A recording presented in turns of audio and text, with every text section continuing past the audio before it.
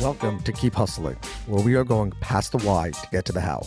I'm your host, the always hustling Aaron Gordon, aka NY Risk Advisor, aka Mr.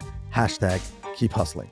In this podcast, we will be diving deep into the professional and personal successes of our guests to find out how they hustled through the most difficult times in their life and their development to achieve the success they've gotten to today. So buckle up for what hopes to be an amazing ride. Let's get to it.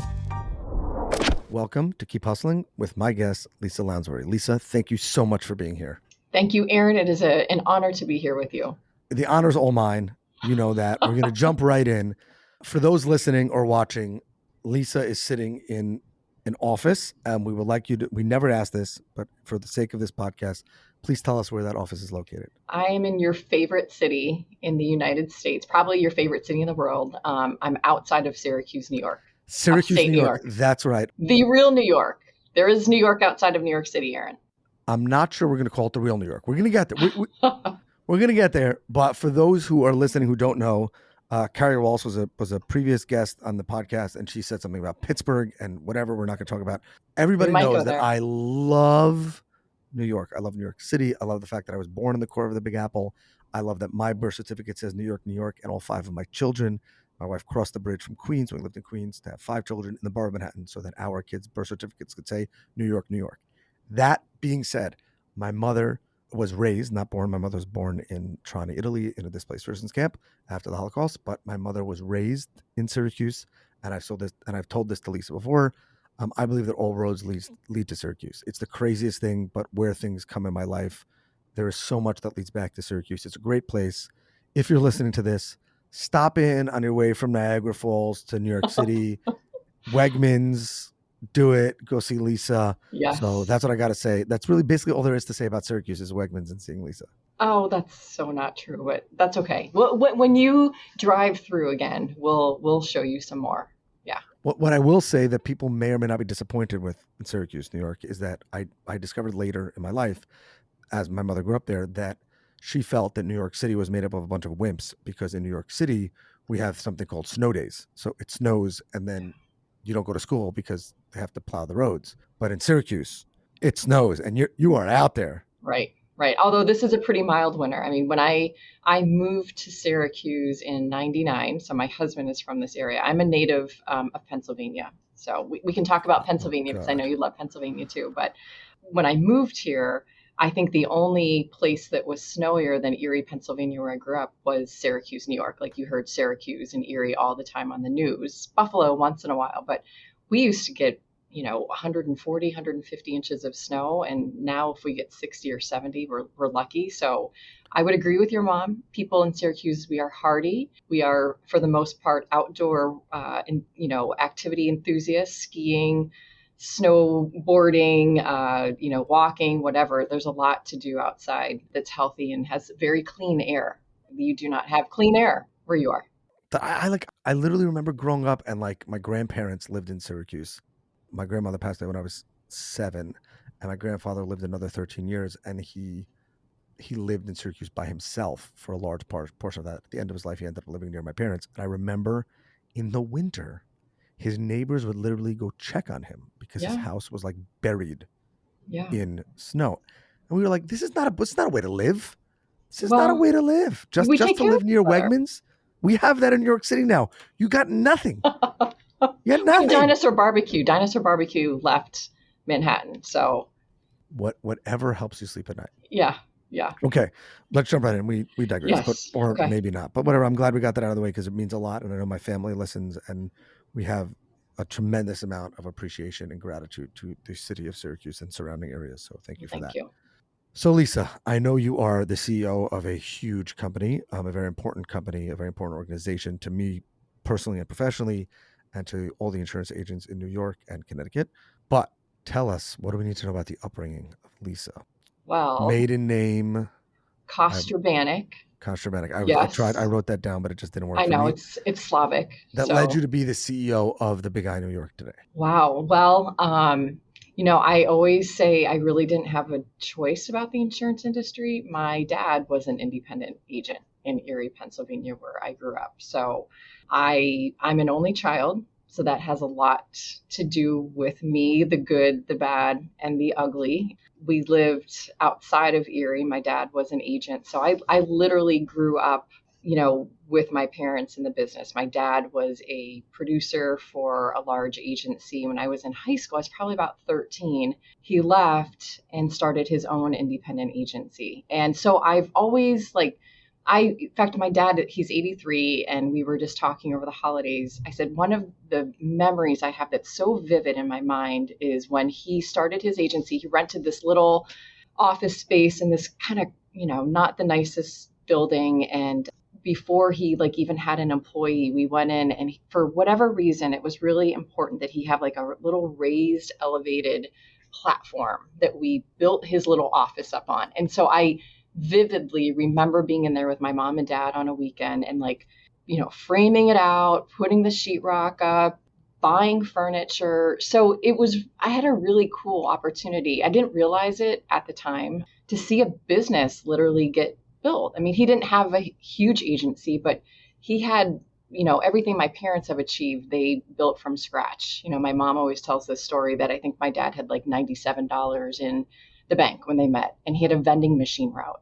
So for their honeymoon, they went from Erie, Pennsylvania to Geneva, Ohio, as far as his vending route would take them. And that's where they stopped, and they collected quarters along the way. So I grew up with a really modest upbringing, and, my parents just always worked super hard. And so I've always had a really incredible work ethic that's super important to me. It's important for my kids. I'm not the smartest person in the room, but I know I can outwork anybody. So that's why I love your, keep hustling thing, because I can hustle like the best of them. So I don't know. That's a little bit about my upbringing. I think you're the smartest person in the room. In this room, you're definitely the smartest person.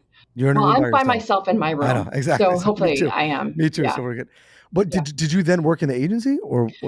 No. So I grew up, my dad had the agency. I was really into horses, still am into horses. So you grew can be up into horses when you live in rural. When you live upstate. Yeah. So when I was in high school, I rode horses competitively. In fact, I got into it because a new boarding stable got, opened up about a mile from where I lived. And my dad came home, one afternoon early and, said to my mom, I'm going to go write that, and I'm going to go write the stable. I'm going to write the insurance on the stable. So I'm taking Lisa and I'm going to sign her up for, horseback riding lessons. And my mom and I are big animal lovers. We have dogs and whatever. That's a whole different story, funny stories. But so he took me to this barn to sign me up for horseback riding lessons so we could get leverage in to write their insurance. And my mom said when we were leaving, she said, Al, this is going to be the most the most expensive insurance policy you ever write. And she was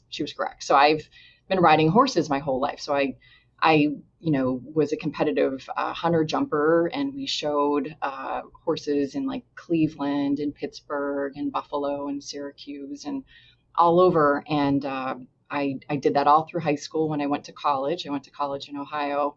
I didn't want to keep riding, but they kind of caught wind that I had some success. And so I rode at our college equestrian team as well, and swore I would not get into insurance when I graduated. And I studied finance. I had 3 job offers when I graduated. One was from a great insurance company, Great American Insurance, and that's who I went to work for right out of college. So it was a great experience. There's so much to unpack there. First of all, I don't know. You did not know this, I think, before we started, but we insured, don't kill me for botching the name, please, the Budweiser Clydesdales? Yeah. Wow. I just watched them on the Rose Bowl. Yeah. The parade. So that was a great legendary, my father did not go to the owner and say he will take on horseback riding in order to, I think, call the question. Smart. But because my father on a horse probably would not have been a great match. But I think that's, so first of all, I love the fact that your father leveraged that. Did he get the account? He did. But this is a really funny story. So my best friend, and she's still my best friend, lived about a mile the opposite side of the stable. And her dad was an independent insurance agent. Yeah. So Deke had the same idea. So literally the first day I show up for my horseback riding lesson, I was at 3 o'clock, and then at 3:30, who shows up at my best friend, Amy Lynn. And so this account would go back and forth between my dad and my best friend's dad for years and years and years, which was really funny. I think that insurance agents insurance salesmen, for lack of a better term, get a bad rap because it's like, what are you going to try to sell me today? You guys are like used car salesmen. Like not that there's anything wrong with used cars, but you know what I'm saying? There's that kind of view that people have. Yeah. And what I love is that we all have the same thoughts. It actually drives my wife a little crazy that we have a rule in our agency. And I mentioned this before, that we don't sell our friends, but they all end up coming around. And early on, she's like, these people are so close to you. You're such good friends with them. They call you and they ask you for advice. How come you're not their agent? And I'm like, they'll come around. You got to play the long game. And meanwhile, I'm like this, that was great. We just motion sensed the light back on. That's awesome. Sorry. That's great. We're not going to. My studio audience isn't moving. Studio audience, so, exactly, is the other smart people in the room. Yeah. But yet, when we walk into a place, we immediately analyze what's going on over here. Oh, absolutely. We immediately look for smoke detectors. We look at exits. We do all that kind of stuff. We look and see where there's too much clutter. Yeah. So I love that. And I think that there's something to the hustle in your upbringing that you might not have been drawn to the agency side, but there's something about giving back to the industry that gave you so much. Yes. I mean, it's so true. Like even though I work for a trade association, we'll talk about that because that's it's so foreign to so many people. I've always had such an entrepreneurial spirit. So, again, going back to, yes, I rode horses. So one's going to assume my parents were very wealthy, which they weren't. I mean, my dad became very successful, but at the time when we started, I was the kid at the barn at 4 a.m., like at the horse shows, getting the rich kids' horses ready for them to show up at 9 o'clock, to go out and ride. Hustle. So I'd hustle, and I loved it. I was scrappy, and I bring that forward to my job now, but I was scrappy, however I could make money doing things around the barn. I had multiple jobs, I did it and I loved it because I understood what it took and I understood what a privilege it was for me to be able to do this. And I really appreciated, the sacrifices my parents made, my family made, and I liked contributing to it. So I think that helped me a lot, in college, and it helped me a lot secure the job that I did after college. I mean, it was a short career, but I had an incredible career at Great American Insurance. I mean, it was based in Cincinnati, Ohio. They had this great training program. They hired 9 people right out of school, 3 for Cincinnati, 3 for Syracuse, 3 for Raleigh. I met my husband in the first 2 weeks of training.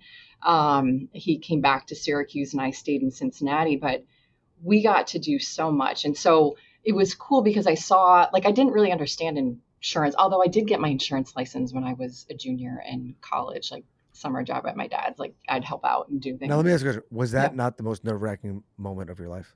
Yeah, but I had this really sweet producer that worked for my dad. So I lived in Pennsylvania at the time. So I went to now I understand I was at the Big I office, when I was, 19 years old taking the class, but I came back and Dick would help me study and do all these things. So I really had the benefit of there not being a lot of pressure because it's not like I needed a job, but it was kind of cool. When I took that test, I had already been working the agency for a little while and I wasn't a great student, but the test also, you might not feel that you're the smartest person in the room. I might not feel that I'm the smartest person, not the smartest person in the room, but that's part of being in the insurance industry. It's not like real rocket science. Yeah. And I remember sitting there and getting ready to hit the submit button, and then it pops up I'm right. Yes, I took mine on a computer. I don't know how you took your test. Not judgment, but whatever. So yeah, we didn't have a pen. So I remember it said, "Are you sure?" Yeah. And I remember thinking, how is this going to go if I failed with my not because they would think I was a failure, but it's you're the insurance guy. I like to say that my siblings could probably pass a good bit of the insurance exam because we literally grew up with our parents. All they talk about was insurance. So and you saw them in action, right? Exactly. I saw my dad in action. There's an issue or someone's got a fire or you name it. Who is the first person that is called? It's usually the insurance agent, right? First responders. I think insurance agents are right there a lot of times. Yeah, not all heroes wear capes. We appreciate that. We're going to clip that and we're going to do some marketing around that. So what made you not pivot to the agency side? I'm not a technician. So, we worked for Great American and we had a really incredible track there.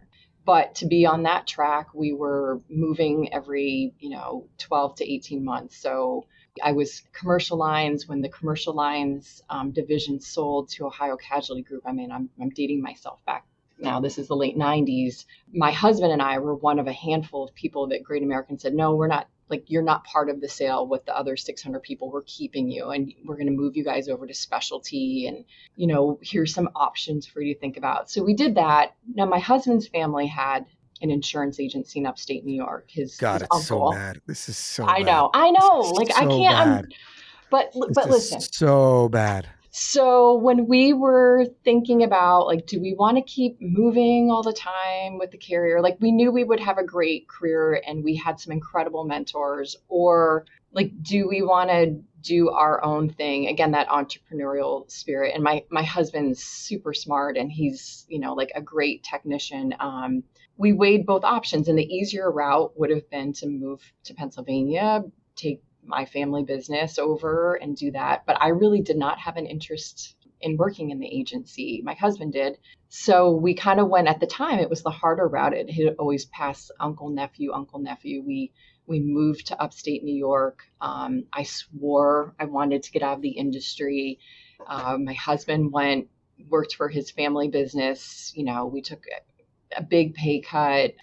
He was literally like dialing for dollars to write some of his accounts. And he did a great job. And so what had happened, though, while we were in Cincinnati, I met my predecessor at the Big Eye, Dick Poppy, who is just if you don't know him, he's just one of the best people you'll ever meet, full of integrity, and was the best mentor I've ever had. And I had met him.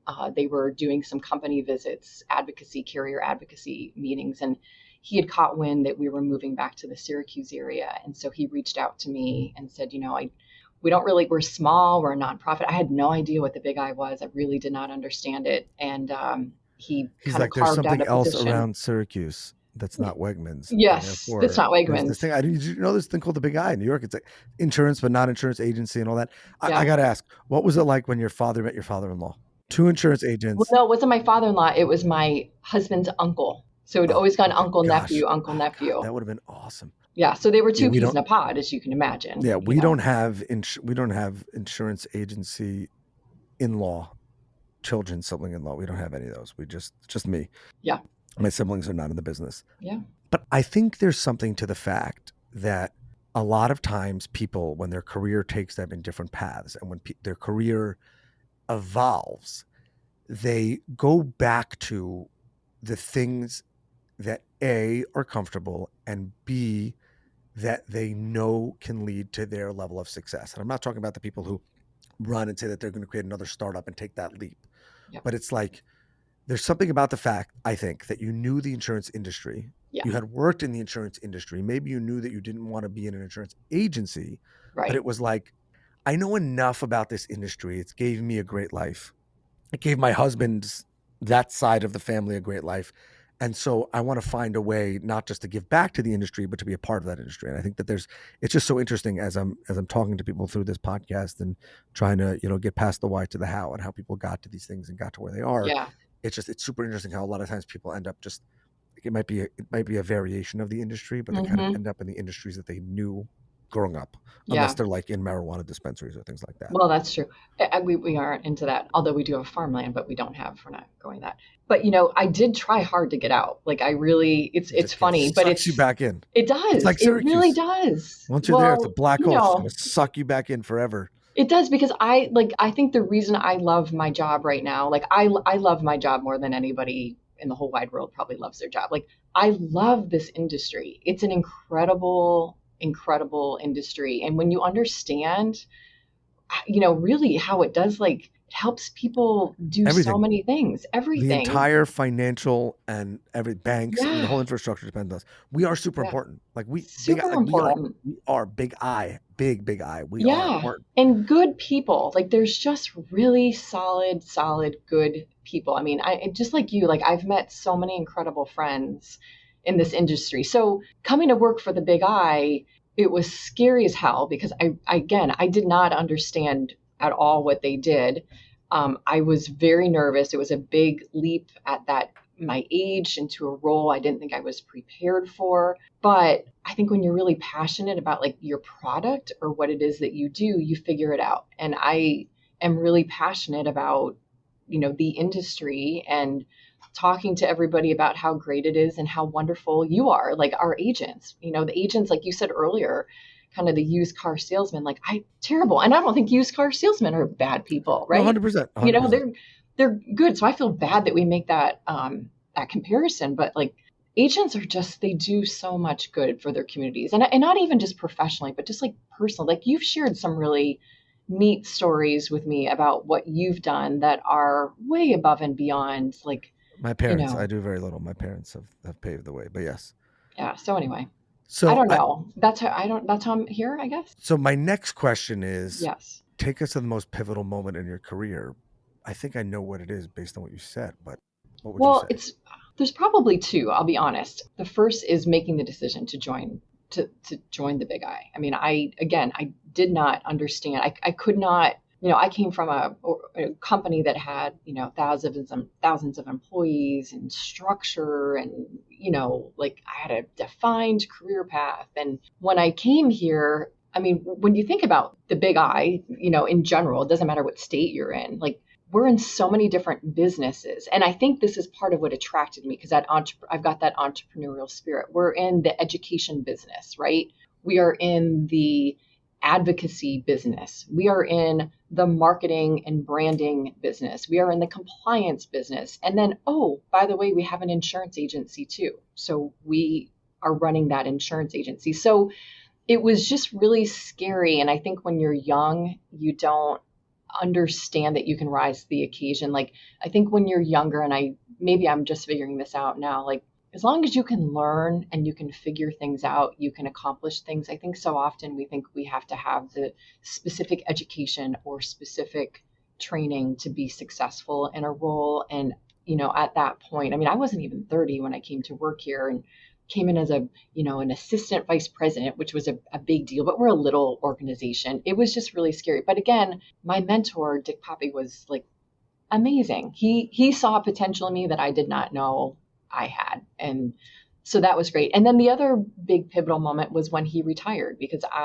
he retired, it's been 6 or 7 years now. And, from when I started to that point, I've had 2 children, and I was very fortunate that he, enabled me to work on a part-time schedule, because as much as I love my job, I really love being a mom and being there for my kids too. And I needed to step back and do some things to support my kids a little bit more with their education. And I had the ability to do that. So when he was getting ready to retire, he's like, okay, like this opportunity's here. I can't guarantee it, but, I will advocate for you. I'm like, I don't think I want it. Like, I don't want it. In fact, I said no.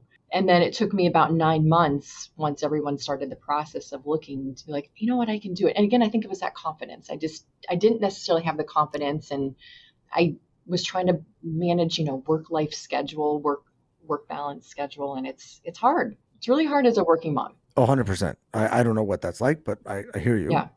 What was it like when your mentor tells you that they want to be their successor? Like for me, I came into a family business. My father from the first day used to joke, he would call me his son and heir, and I would call him the chairman, and people thought we had this like big business. And meanwhile, it was like, 6 of us in an office in New York City, but like whatever. Yeah. But what was it like when he came to you and said, like, I feel like that's got to be nerve-wracking, but also a moment of tremendous pride. Like, hey, my mentor is literally ready to pass the baton to me. Yeah, absolutely. I mean, he was so accomplished. And again, like, I think the things that I've learned so much from him, and the fact that he saw that in me, I mean, it was incredibly, humbling's not the right word. I don't even know how to really describe it, but I mean, he always saw that. And so what I've learned from it is I try to do that with my staff as I think about my perpetuation.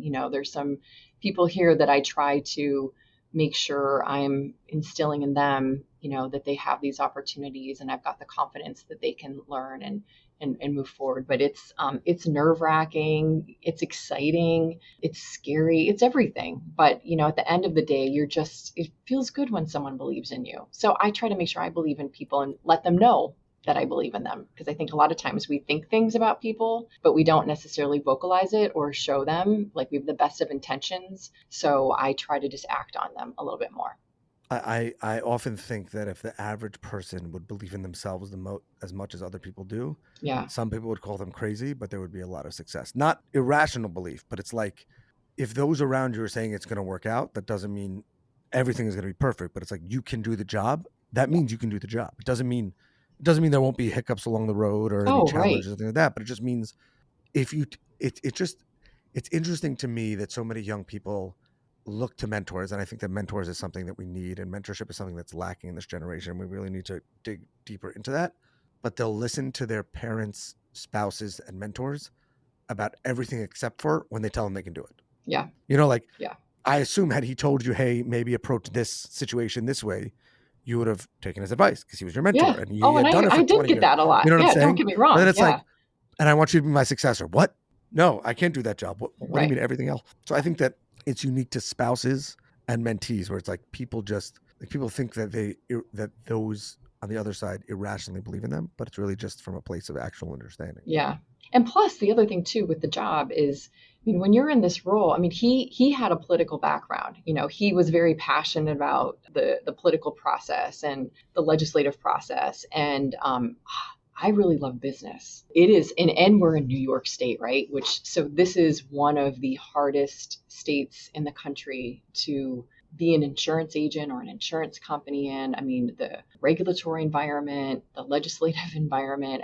This is a tough state. And it is not my passion. Like, politics are not my passion. So I knew if I were going to do the job, I needed to bring someone that had that passion. And thank God I was able to find a wonderful person to do that. And, I've learned a lot, and it's something I'll always keep learning in, but my passion is definitely not in the political side of things. But I recognize, especially in New York, it is so important what we do for our members. It's so important. So. Well, you had me fooled, because as a member, I can't believe it took us so long to be members, but we benefit greatly from your political prowess and the accomplishments that you've had Thanks. For you guys, politically and logistically. So yeah, it's selfless. So we really appreciate it. So thank you for that. Sure. So you said there were two moments that you thought, you said when he retired. Were you nervous when he said, did you know he was going to retire? Oh yeah. He was so transparent with me. I knew for probably 10 years when he wanted to retire. Another moment that was really interesting to me was when I did take the job, and I won't be too specific about the timing, but I had like my first review. So the other thing I would say about my mentor and about Dick is he never treated me like a girl.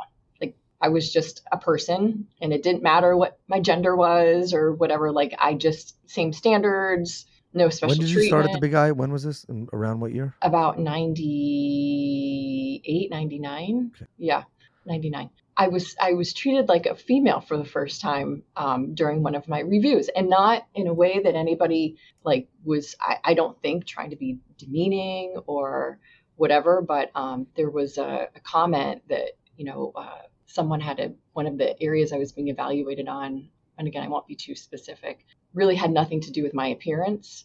And my evaluation had to do with, and it was positive, with my appearance. And again, I don't think they meant anything by it at all.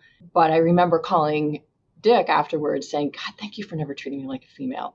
You just, you were kind, and but you just treat people like people. And so I'm not I'm not like a, huge feminist, but I have recognized, I feel like in my position, while, I run a small organization, I do have a responsibility to support other women and other females and create a more diverse board that we have. That's incredibly important to me, not just gender, but race and religion and everything. So that's been something that I've been very purposeful about and very thoughtful about. Is, I want people to be treated like people. So my mother says that if she could survive being a female in the insurance industry in the early, mid, and late 80s and early 90s, and there's really almost nothing.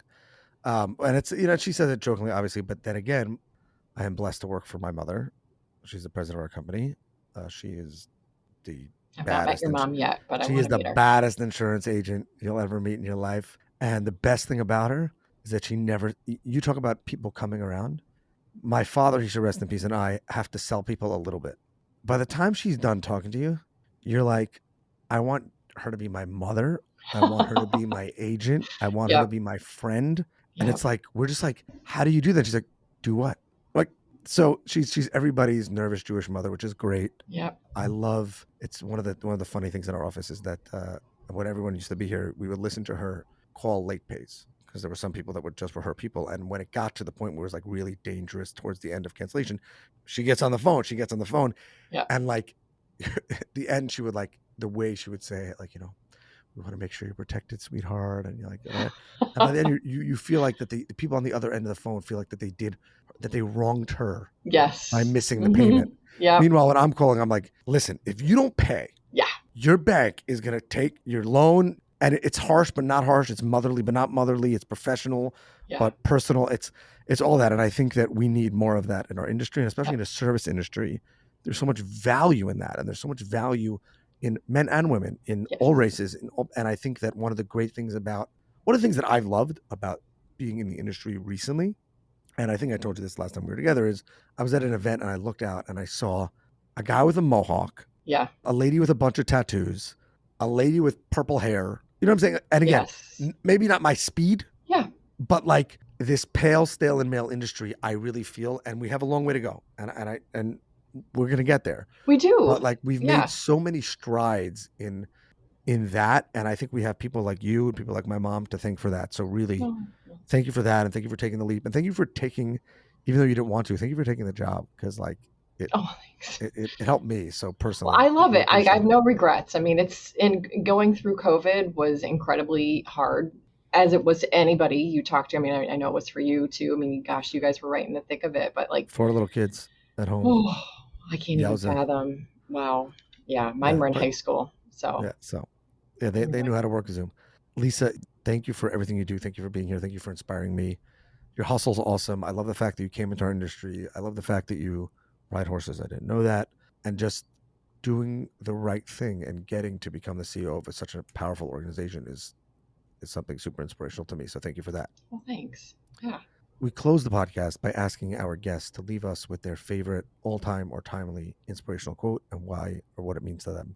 So the floor is yours. Okay. So, and it's on I'll show you, it's my little tattered.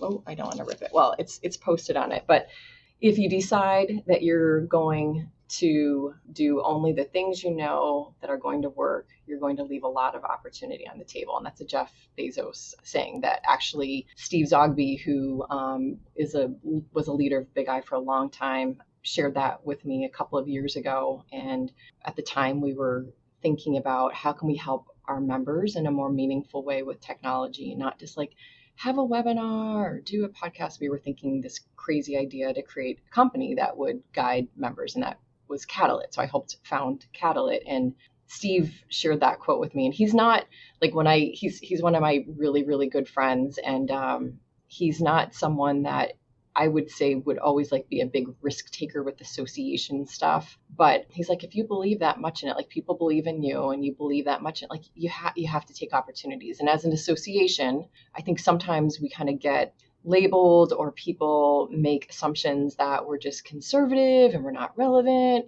And that really couldn't be further from the truth, I don't think. So with my team and with myself, we experiment. I mean, we have limited resources, but we do what we can. But I just think of that quote all the time, and it sits in front of me because when I get a little nervous, to try something new or learn something new, you have to do it, right? So you have to keep stretching. And if we don't, nothing's ever going to advance forward. So that's one of my favorite quotes. And it's special because of Steve sharing that with me too. So. I love that. And recently it reminds me of another quote I've been really into lately, which is imagine how big you would dream if you knew you wouldn't fail.